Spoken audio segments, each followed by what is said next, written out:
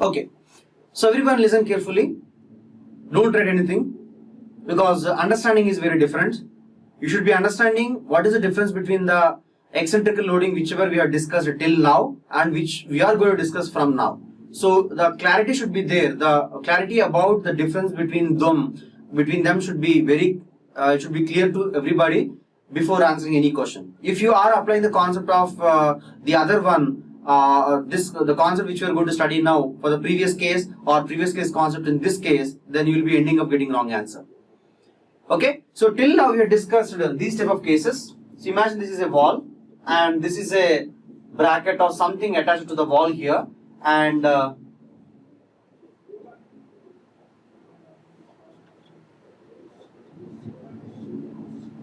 are like this. Okay,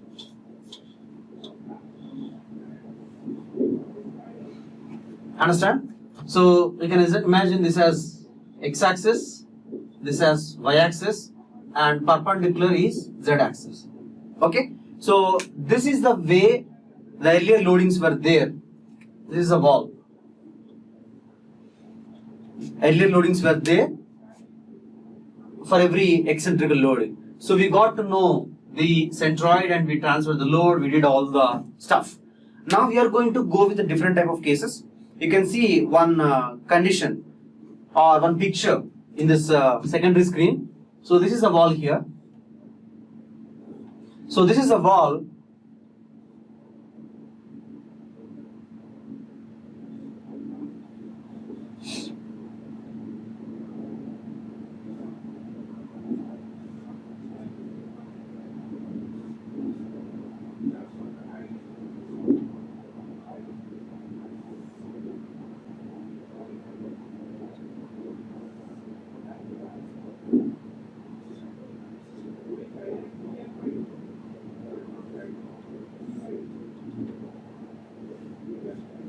So you can understand this is attached here and the force will be acting here.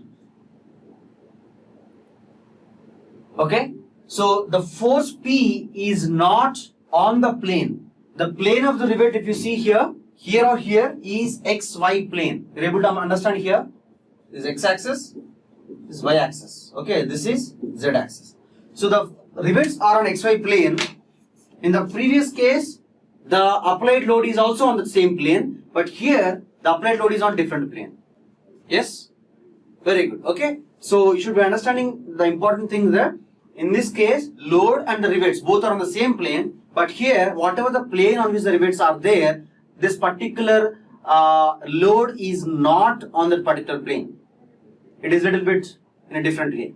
So we have to understand this particular loading case and see whether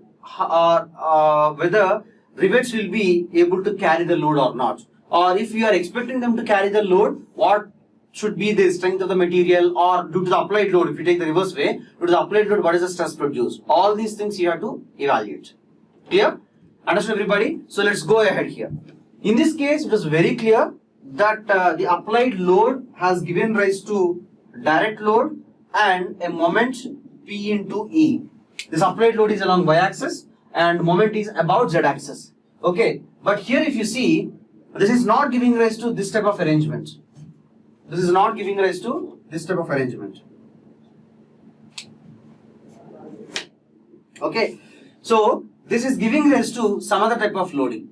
So due to this effect, what happens is, if you see the side view of the diagram, so I'm observing along x-axis. So this is a view. If a view in that way, this is a vertical wall. This particular frame is attached like this. So the rivets are like this. So I'm putting two rivets here. So some load is there, that is P. So if the load is applied on this, what happens? If the rivets are not there, anyways we don't conserve weight or we neglect weight of the components for our analysis. So this particular bracket or the frame which is attached will try to rotate like this or will try to fall like this due to the applied load.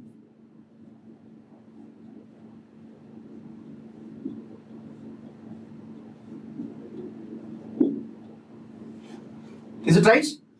That means it is trying to rotate or it will try to experience some rotatory effect. That member is experiencing rotatory effect. That rotatory effect is cancelled out by rivets. So we should understand what are the forces which are produced in each and every rivet in cancelling out this rotatory effect. You are understanding, everybody? Clear? So we're gonna see what is the effect on each and every rivet. So here if you observe, the rotation is occurring, or rotation was supposed to occur about the bottommost point. So this is the point about which we'll be taking the moments. In the previous case we took centroid because the effect of the load is, that means if the rivets are not there, this bracket or this frame will try to rotate about the centroid of the arrangement. Understand? So rotatory effect is about the centroid, so that's why we took it here. In this case, rotation is supposed to happen about this point, bottommost point here. So we should be taking this as the centroid here, or the point of rotation about which the point about which the rotation is happening. So now if you transfer the load from here to here, you will get a direct force P and also a moment P into E. So where this is the eccentricity. So from this point, you should find out the distance. What I would like to say here is, if you take this particular arrangement, rotation is taken, or rotation would happen about this point, because rivets are there here, okay? That will be little bit non-convincing, because in our day-to-day life sense, we have weight of the component, okay? So here we are discussing without weight, clear? Without considering the weight or mass of the component, clear? So in the previous case, we have gone with this as a centroid, okay? Centroid is anyway center of those rivets here, but in this case, we will not going with the centroid of the arrangement of rivets. Instead, we will take the point about which rotation would happen. That is what I would like to say. So I am changing the words a little bit so that will be very, very clear. Okay, so what I would like to convey is getting conveyed clearly. In the previous case, rotation would be occurring about centroid. So I took the centroid directly of the arrangement of the rivets. But now here we cannot go in with the centroid, because rotation could happen about this point if the rivets are not there. This is the point here. So transfer this load here. So let's see the effects of this load and the moment. This load will definitely give rise to a shear effect on each and every rivet. Is it right? If we take this particular load, this will definitely give rise to shear effect on each and every rivet. I am concerned about rivet only. Here I am not concerned about the damaging of the plate, damaging of the walls and everything. I am concerned about only rivets here, because we are doing designing of rivets. Okay, we can do the joining by bolts as well. So this concept will remain same when we discuss about designing of bolts as well. So applied force P is giving rise to shear effect on each and every rivet. Is it clear to everybody? Everybody agreeing with this? No confusion here. Shear effect on rivets.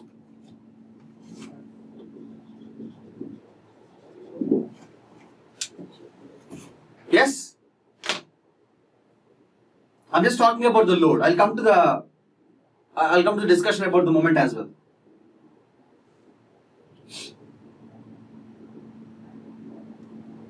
Okay? Now if you look about this moment, what do you think about this moment here? This moment will give rise to a tensile effect on the rivets, or shear effects on the rivets, or compressive effect on the rivets. I am considering all the rivets to be upside of this point only. Okay, if I take a few rivets to downside, that will create a confusion. So all the rivets are upside only due to the applied moment, or produce the moment here, applied force and produce the moment. This rivets will be experiencing a tensile effect, or shear effect, or compressive effect. That's my question. Very good. It is tensile. It's very tensile here, because they are trying to stretch out. Okay, they are trying to rotate like this. Due to that rivets are experiencing tensile effects here. Okay, so if you take this moment will give rise to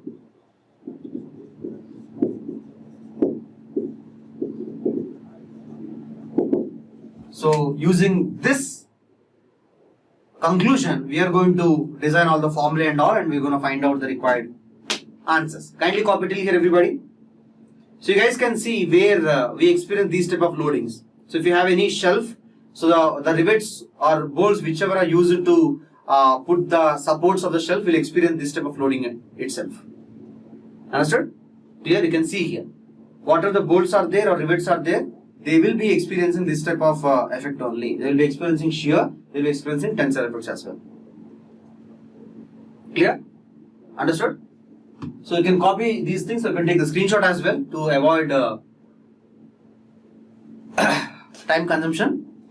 So once it's over, please let me know. So anywhere, any doubt is there regarding understanding here, please ask. Okay, you should be very clear about how the load is coming, why somewhere it is shear, somewhere it is tensile and everything. In the previous case, it was very easy. Every load was a shear load. We applied the net load formula and we got the answer. But here, it is not the case. In last valve, how riveting can be done, only bolt can be accommodated there. In last one, here. Yeah, based upon the feasibility, you choose whether it is riveting operation or bolting operation. If you would like to do it to the vertical wall, you can't do riveting operation, right? Riveting operation cannot be done to the vertical wall. You have to go with bolts itself. So based upon the feasibility, you can take it. But the analysis is same. Whether it is bolted or riveted, the loading is same. That's why we do the calculations in the same way. Okay. So there is a different diagram on the secondary screen here. Okay. The only thing is, the difference is in terms of arrangement of rivets and the application there. So here it is for a shelf. Okay, over this particular bracket, we are going to put a shelf for a plank so that we can place some items. This is for some other application. That's it. I am drawing the diagrams, that is isometric 3-dimensional diagram for these cases as well, so that you can understand that there is no difference between them, at least in terms of doing calculations or our main objective here. I am rubbing this. This is no longer required. We are done with this.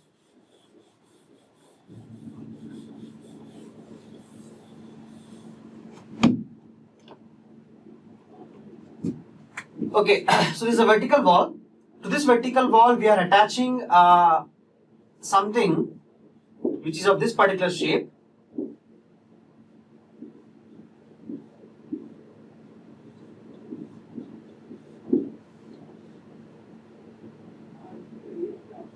Okay, so this is a vertical wall. So we are attaching this thing with the vertical wall like this. So in this case, they are shown 6 rivets. So I'll put 6 rivets here also. 3 rivets this side, 3 rivets that side. Okay. So this is x-axis, this is y-axis, this is Z, and here application of load P is there. Okay, so I said that we'll be taking this point as the point about which rotation is occurring. Of course, in real scenario, rotation would occur about that point, so we take that point or we choose that point. So if you see, for this thing, this point will become like this. Okay, bottommost point. So from here we have to get or about this point, the rotation would occur. Now, what is analysis? So if you take the side view of this thing, it will be coming to similar to this. There is one rivet, another rivet, another rivet. So 3 rivets this side, 3 rivets that side. Okay. So I cannot show you the other 3 rivets which are on the back of the plank here or the beam here.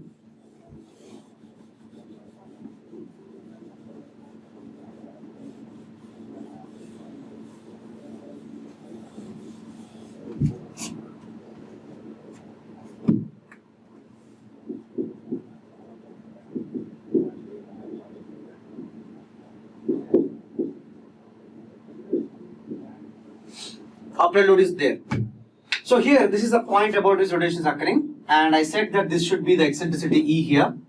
So if you transfer the load from here to here, you will get applied load P and clockwise moment P into E. So I am observing the effects of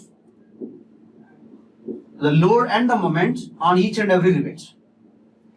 Okay. So you give the numbering for the rivets. This is 1, this is 2, this is 3, so 4, 5, 6. So first rivet, second rivet, third rivet, fourth rivet, so 5 and 6.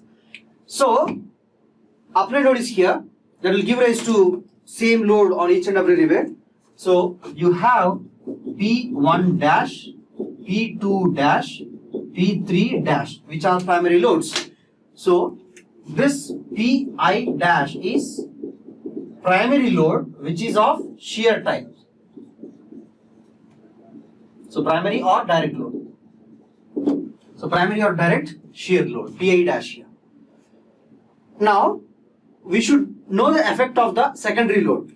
So I said that this is rotation is occurring, which is giving rise to tensile effect. So tensile effect means, or tensile force means, that will be perpendicular to area of cross section of each and every rivet. So I am showing you that direction as well. P3 double dash, this is P2 double dash, and this is P1 double dash. Behind them, we'll be having P4 double dash, P5 double dash, P6 double dash as well. In the same way, you're going to have P3 dash, P4 dash, P5 dash, P6 dash as well. If we show these things, that is sufficient. Now, the formula remains same here also.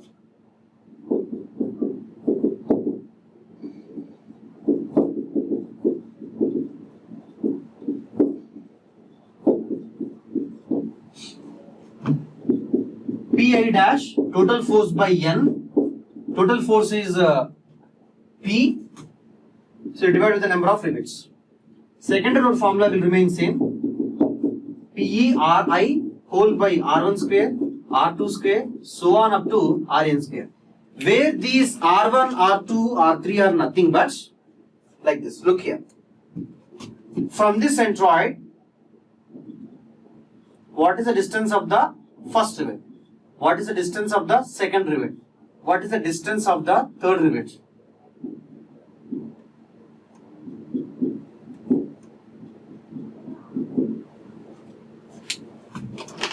Okay, so R1, R2, R3. From here, first rivet. From here, second rivet. From here, third rivet. So distance of each and every rivet from the point about which rotation would occur.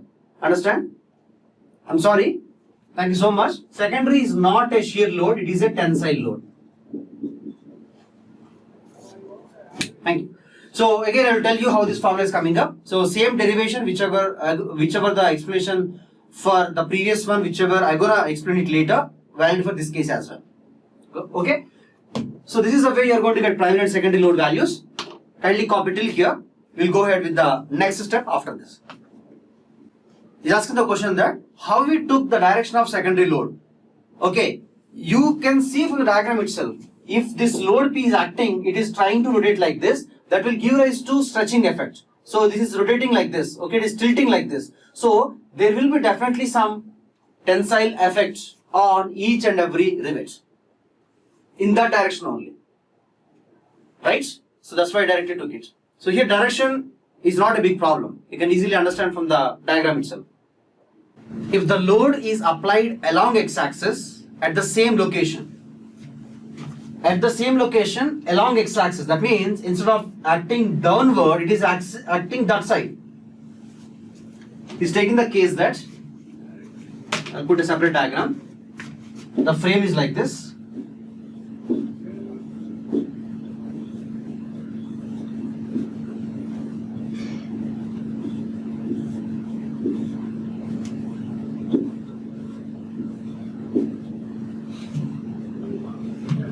So he's telling load to be like this.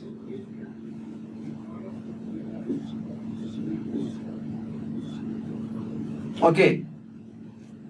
Appreciate your thinking, but this is a little bit different case with respect to this thing.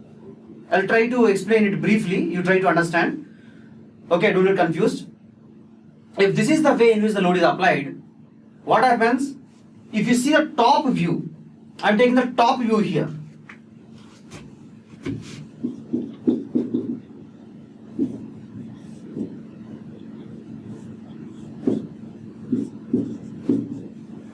Is it right?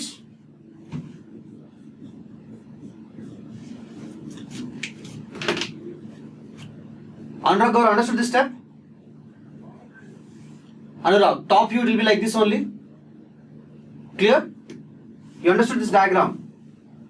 Okay. Now if you see this, okay, technically speaking, this thing both are same. That means whatever the case we are discussing. But formula will become little different. That means values of the formula, I mean, not the formula here. Because if you see this thing here, this will be giving rise to rotation about this point. If the rivets are not there, this will try to rotate about this point. So if you transfer the load from here to here, you will have applied load here like this, and you have anti-clockwise moment like this. Okay, so from here you have to get R1, R2.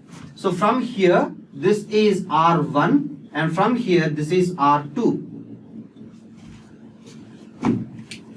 Okay, so P will give rise to primary load on each and every rivet, which will be shear only, like this case only, because both are anyway same case, only the values of individual parameters are different here. And moment will be giving rise to tensile effect on each and every rivet, but this is a rotation. From here we should take R1 and R2. So this is the both the rivets will experience tensile secondary force itself. Understood? So you should be substituting these values instead of going with these values R1, R2, R3, R4, whichever are taken for this case. If you are you clear about this, Anurag, Gaurav? Any doubts? Got it?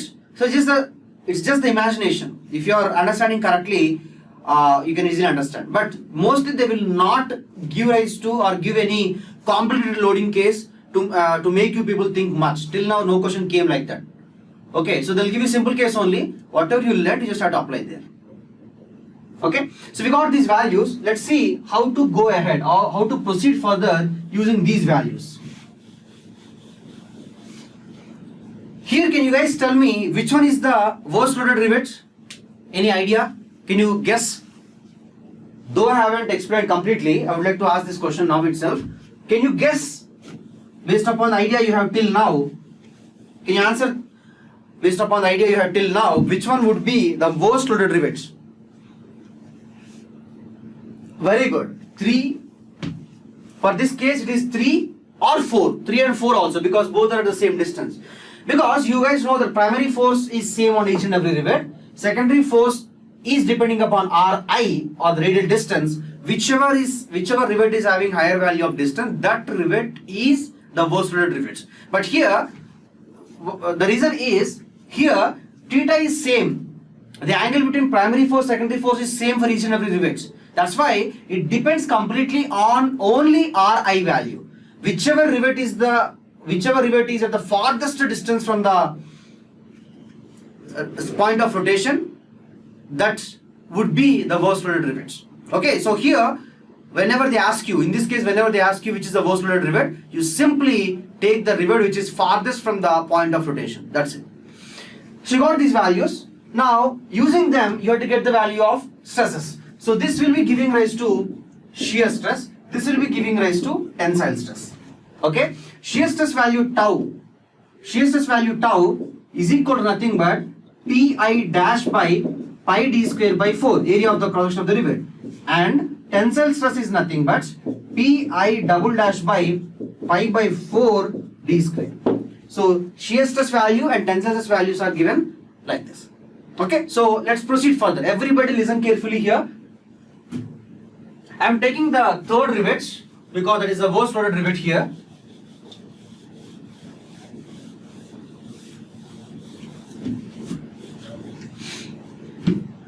I am taking the smallest or very small element inside the volume of the rivet. If I take a small element inside the volume of the rivet, so you guys know that this particular rivet is experiencing a tensile stress sigma t and shear stress tau, and you know those values. So here we have tensile stress sigma t and you have shear stress tau. If you take or if you apply analysis of stress condition, we generally have like this. This is sigma x, this is tau xy. Is it right? We know this. So sigma x value is nothing but sigma t. Tau xy value is equal to minus tau actually.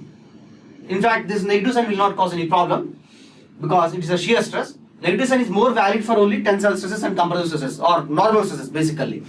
So sigma x is sigma t, tau xy is equal to minus tau.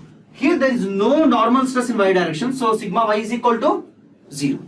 Sigma y is equal to 0. Okay, so you know that this is a combined loading condition. There is stress components in x direction, stress components in y direction also. So using them, you know how to get the value of sigma max and tau max. Sigma max value is nothing but maximum principal stress. So that is sigma x plus sigma y by 2 plus root of sigma x minus sigma y by 2 whole square plus tau x y square. If you substitute the values, that comes out to be sigma t by 2 plus root of sigma t by 2 whole square plus tau square. Because tau is anyways have a negative sign, but it's having square. So as tau is having a square here, though it is having a negative sign, it will not cause any problem. Now taking tau max value, so this comes out to be as actually the formula as sigma x minus sigma y by 2 whole square plus tau xy square. And this is equal to root of sigma t by 2 whole square plus tau square. So they should be giving rise to stresses in such a way that sigma max, tau max values are less than the corresponding strength of the material. So whatever the tensile strength of the rivet material should be more than this value. Whatever the shear strength of the rivet material, that should be more than this value here. Then only the metal will be safer. Understood? So here we should be going with the SOM subject approach. So I hope you people, those people who haven't gone with the SOM lecture might be facing some difficulty. But when you go through the second chapter of SOM from the recorded videos, you can easily understand that. But just remember for now, this is a formula you have to apply and you have to get the values of sigma max and tau max. So if you take the previous eccentrical loading case, there every rivet is experiencing only shear stress. But here it is experiencing both tensile and also shear. So both maximum tensile stress and maximum shear stress should be less than tensile strength and shear strength of the materials. Okay everyone, kindly copy this. And you can try this question completely. Kindly completely solve this question. So though they are asking about direct shear stress only, but you solve it for complete thing. That means you get the value of sigma max and tau max values. Everyone do it.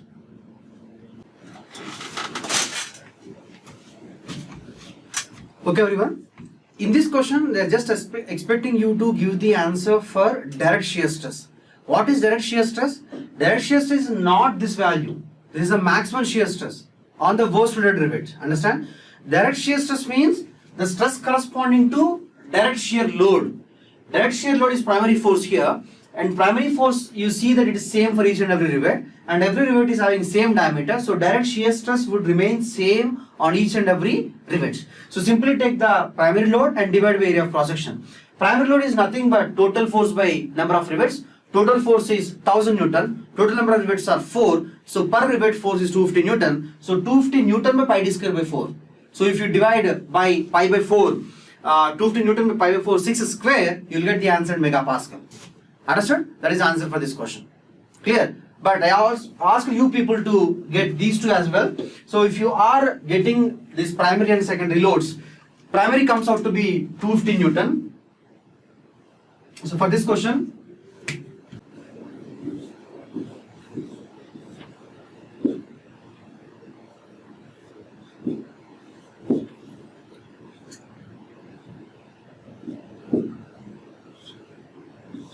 so here, this is the point of rotation.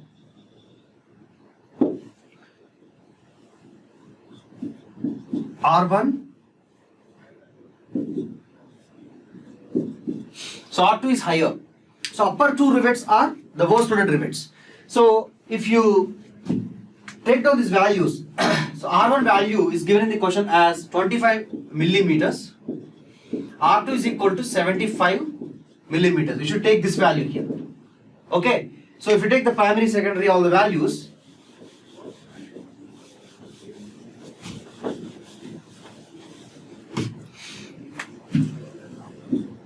so second rivet here, P2 dash is equal to total force by 4, so 250 Newton. Secondary load P2 double dash is equal to PE R2 by R1 square, R2 square plus R3 square and R4 square.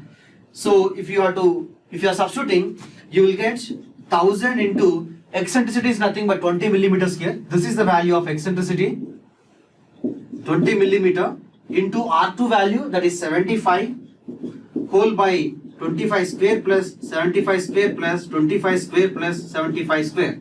In fact, here 75 should come, here 25 should come. So Substitute these values, you have to get the value of primary and secondary. Once you get primary, secondary, you have to get direct shear stress and tensile stress, and substitute in the formula for you get the value of sigma max and tau max. May I know the final answers, please? Because it is completely calculations. Sigma max value and tau max value, please, so that other people can check.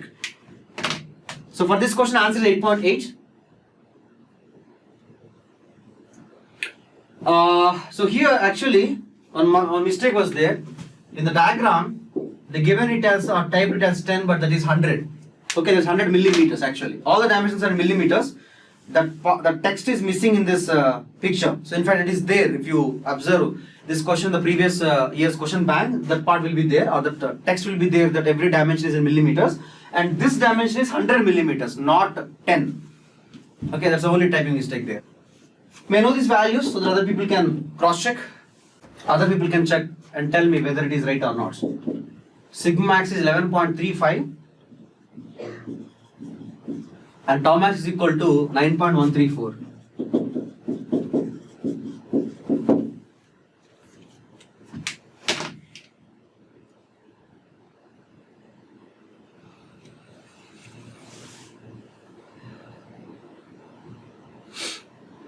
Fine, you guys can check whether they're right or not.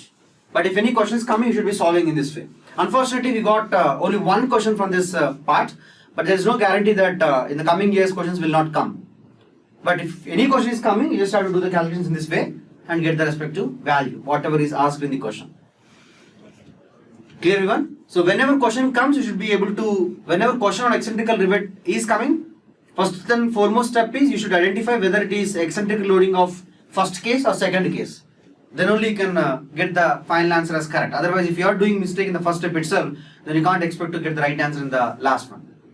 Moreover, that you are wasting time if you are getting wrong answer from the calculations, just because of the wrong assumption or the wrong step you took in the first place. Done, everybody? Shall you go ahead with the remaining two joints, threaded joints and bolted joints? We're done with the 80% of this chapter. So remaining 10% are there, 20% are there. We'll complete them. And after that, we'll go with the next chapter, designing of bearings. So today we'll try to complete half part of designing of bearings.